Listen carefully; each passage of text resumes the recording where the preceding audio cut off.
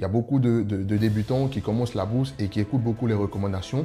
Et donc, on verra quels sont les dangers auxquels on s'expose lorsqu'on prend pour argent comptant ces recommandations-là. On verra également comment analyser une recommandation parce que finalement, les recommandations, ce n'est pas quelque chose de mauvais, mais c'est à nous, c'est à vous qui suivez ces recommandations-là de prendre du recul pour que ces recommandations vous soient bénéfiques. Et enfin, on verra comment est-ce qu'il faut se comporter lorsqu'on est débutant ou lorsqu'on est confirmé et qu'on souhaite réussir ses investissements, on souhaite réussir ses débuts en bourse. Bonjour et bienvenue. Pour ceux qui ne me connaissent pas et qui me découvrent pour la première fois, je m'appelle Menan Ndri, j'investis en bourse depuis 2019 et mon objectif à travers cette chaîne est de vous aider à comprendre la bourse, à investir sereinement et surtout à ne pas commettre les mêmes erreurs que moi à mes débuts. Alors, si ce sont des sujets qui vous intéressent, que vous soyez investisseur sur le marché africain, le marché de la BRVM ou sur les marchés occidentaux, la France, les États-Unis, vous pouvez vous abonner pour ne pas manquer les vidéos que je diffuse régulièrement sur la chaîne. Et si vous souhaitez donner un coup de pouce à cette chaîne, vous pouvez juste mettre un like ou partager cette vidéo au sein de votre réseau. Le premier danger auquel on s'expose, c'est le danger de conflit d'intérêt. Très souvent, il y a un conflit d'intérêt entre la personne qui donne la recommandation et le produit sur lequel on vous donne cette recommandation. C'est très courant dans le monde de la crypto, par exemple. Là, présentement, il y a pas mal de buzz autour de la crypto parce que ça commence à aller plus haut. Voilà. Donc, les influenceurs vont généralement venir vous dire, ou sinon, certains formateurs vont vous dire, achetez tel crypto, ça ne peut que monter. Ce sont des personnes qui détiennent ces produits-là, en fait, qui vous disent de les acheter. Qu'est-ce que vous allez faire? Vous allez acheter en masse ces produits-là. Au bout de 2-3 semaines, ils vont vendre leur position, ils vont encaisser leurs bénéfices et c'est vous qui avez permis à ce que le prix de ce produit-là s'apprécie, que ce soit des cryptos ou des actions. Ça peut être souvent aussi des banques, des banques qui vont la plupart du temps pousser, par exemple, un fonds commun de placement. Mais en fait, derrière, la banque qui pousse le fonds commun de placement, c'est un fonds commun de placement qui travaille avec la banque. La banque a des commissions. Donc, essayez de vérifier est-ce qu'il n'y a pas un conflit d'intérêt, voilà, entre la personne qui donne la recommandation et le produit en question. Le deuxième danger, c'est le manque de transparence. Donc, je sais que dans pas mal de programmes d'accompagnement, la plupart des formateurs vont donner, par exemple, des recommandations sur une valeur. Donc, par exemple, achetez telle valeur à tel prix et vous vendez à tel prix. Donc, ça, c'est la recommandation qu'on donne. Qu'est-ce qui se passe si, par exemple, vous avez acheté la valeur au prix indiqué, mais 2 semaines après, 3 semaines après, le prix n'a pas atteint la target et finalement, l'action repart à la baisse. Comment vous faites dans ces cas-là? On a des recommandations, mais on n'a jamais des personnes qui viennent derrière vous dire,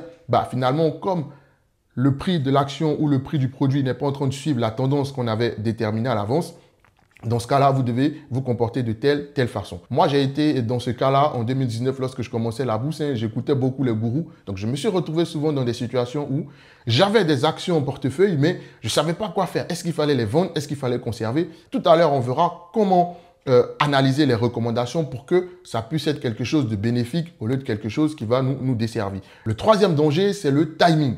On vous a dit, achetez cette valeur, cette crypto, cette action, ce produit, achetez-le, voilà, parce que ça ne peut que monter. Le problème, c'est que peut-être que la recommandation qu'on vous a donnée, elle est bonne, mais le timing, il est mauvais parce que ce n'est pas parce qu'on vous dit achetez maintenant que ça va monter tout de suite. Possiblement, ça va monter dans 2 semaines, ça va monter dans 1 an, 2 ans, mais pas maintenant. Le quatrième danger, c'est un problème d'adéquation avec votre profil. Vous ne voulez pas perdre votre argent, vous voulez le moins de risques possible, vous n'allez pas vous exposer à des actions. Vous allez potentiellement vous rapatrier sur des obligations d'État, que ce soit des États de l'UEMOA ou même l'État français qui a des obligations. Voilà. Donc maintenant qu'on a vu les dangers auxquels on s'expose lorsqu'on prend pour argent comptant les recommandations, allons voir ensemble comment est-ce que je peux utiliser à bon escient une recommandation. Parce qu'une recommandation, ce n'est pas mauvais en soi. Voilà. Ce n'est pas forcément mauvais de se tenir au courant de ce qui se passe ça et là, d'avoir les avis des analystes, d'avoir un peu le sentiment du marché sur telle valeur. La première des choses que vous devez faire, c'est essayer de voir c'est qui la source qui vous a donné la recommandation. Donc, est-ce que c'est un organisme de formation? Si c'est un organisme de formation, c'est quoi la réputation de cet organisme de formation-là? Si c'est par exemple sur les cryptos, est-ce que la personne qui vous donne les recommandations ne possède pas un gros bac de ces cryptos qui va la vendre une fois que tout le monde va acheter? Donc, vous devez absolument essayer de voir la source. Est-ce que c'est une source fiable? Ensuite, lorsque vous allez avoir la recommandation, vous avez vérifié la source. Il faudrait vous dire pourquoi ce produit-là et pas un autre. On vous recommande par exemple d'acheter une action dans le secteur de l'énergie. La question que vous allez vous poser, pourquoi cette action et pas une autre action? Dans le secteur de l'énergie, il y a plusieurs actions, mais pourquoi la recommandation est portée sur celle-là Peut-être qu'elle a un avantage concurrentiel, voilà, qui fait qu'elle est leader de son secteur. Peut-être qu'elle a signé un contrat qui fera que d'ici 2, 3, 4 ans, elle va rafler de grosses marges. Donc, essayez de comprendre pourquoi cette valeur-là et pas une autre. Et souvent, les recommandations, là, par exemple, j'ai parlé du secteur de l'énergie. Donc, en vous recommandant une valeur du secteur de l'énergie, indirectement, on est en train de vous recommander le secteur. Donc, peut-être que ça peut vous donner une autre info. Au lieu de me pencher sur cette valeur-là, la recommandation a été faite sur le secteur de l'énergie. Potentiellement, il y a peut-être des choses à faire dans le secteur de l'énergie et vous commencez à creuser.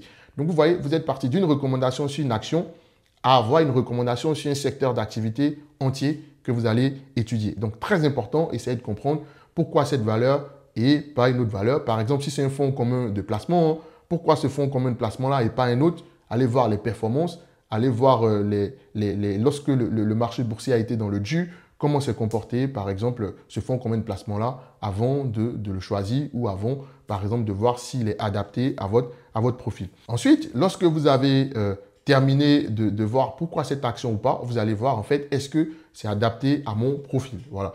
Et pour finir, vous devez absolument savoir si le timing, il est bon. Parce qu'on vous recommande tel produit, mais est-ce que le timing, il est intéressant? Donc, par exemple, là, l'intelligence artificielle a le vent en poupe. Donc, si on vous recommande la prochaine action qui sera le Nvidia, est-ce que le timing, il est encore intéressant? Alors que là, on est dans un environnement où quand même, je pense que les champions de l'intelligence artificielle sont déjà connus. Ça va se jouer entre les champions qui existent. Voilà, je ne pense pas qu'il y ait un champion qui va sortir de nulle part, même si je peux me tromper. Donc, voilà. Est-ce que le timing, il est bon par rapport au moment où on me fait cette recommandation-là? Donc ça, voilà 4 façons de pouvoir interpréter une recommandation pour que cette recommandation puisse vous servir et non vous desservir. Comment il faut faire pour réussir? Tout simplement, si vous souhaitez réussir vos investissements, si vous souhaitez réussir vos débuts en bourse, si vous souhaitez réussir la construction de votre patrimoine, vous allez devoir vous former. Je ne le dis pas assez, mais c'est obligatoire. Formez-vous parce que c'est en vous formant que vous allez comprendre ce dans quoi vous investissez. C'est en vous formant que vous allez pouvoir interpréter correctement ces recommandations-là. Vous allez pouvoir faire l'analyse dont j'ai parlé tout à l'heure. Est-ce que la recommandation correspond à mon niveau de risque? Est-ce que ça correspond à ma stratégie d'investissement? Est-ce que le produit qui est recommandé correspond aux produits qui correspondent à mon profil, etc. C'est grâce à la formation que vous allez être capable de pouvoir répondre à ces questions-là. Si vous n'êtes pas formé, vous pouvez écouter toutes les recommandations. Ces recommandations-là ne vont jamais vous servir. Moi, aujourd'hui, j'écoute quand même les recommandations des analystes sur les sites, mais comme j'ai du recul, ça fait depuis 2019 que j'investis, j'ai du recul, j'ai appris et donc je sais confronter les ratios, je sais confronter les informations qui m'intéressent, je sais les confronter à la perspective économique, je sais les confronter à ma situation.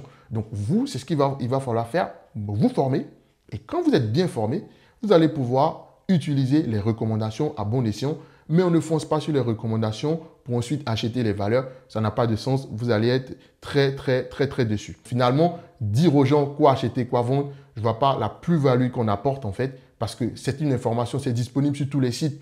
Allez sur tous les sites, vous allez voir les recommandations des analystes. Acheter, vendre, conserver, ça c'est disponible publiquement. Donc ce qui fait la différence entre vous et les autres personnes, c'est votre capacité à écouter, à voir ce qui se passe et en fonction de vos connaissances, décider si j'achète, je vends ou si je temporise. Donc, c'est l'objectif de mon programme d'accompagnement. Si ça vous intéresse, faites un mail à l'adresse qui s'affiche là maintenant et puis ensuite, on verra pour septembre comment est-ce que je peux vous accompagner. Les recommandations sont de très bons outils pour nous permettre de mieux investir. En aucun cas, nous devons prendre pour argent comptant les recommandations en bourse qu'on entend ça et là. Vous devez absolument adapter ces recommandations à votre profil d'investisseur, à votre horizon d'investissement avant de prendre votre décision. Je vous remercie d'avoir regardé cette vidéo. Je vous donne rendez-vous la semaine prochaine pour une nouvelle vidéo. D'ici là, prenez soin de vous. Ciao!